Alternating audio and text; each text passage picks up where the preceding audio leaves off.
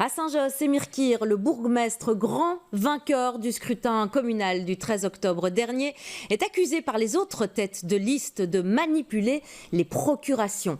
Écolo PS et la team Fouad Haïdar ont déposé une plainte officielle pour fraude électorale.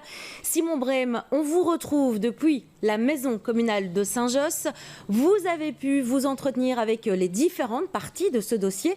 Vous avez également pu vous procurer les documents de la plainte.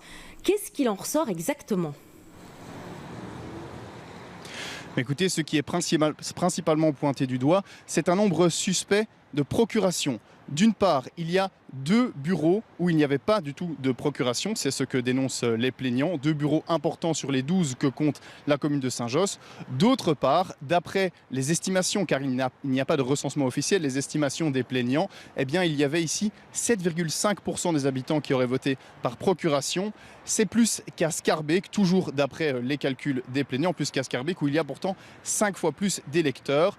Ajouter à cela des justificatifs manquants dans les procurations lorsque des personnes étaient absentes à l'étranger par exemple, des données ou des signatures manquantes et enfin des procurations signées le jour des élections. C'est illégal, la date limite c'est la veille du jour du scrutin, le 12 octobre donc.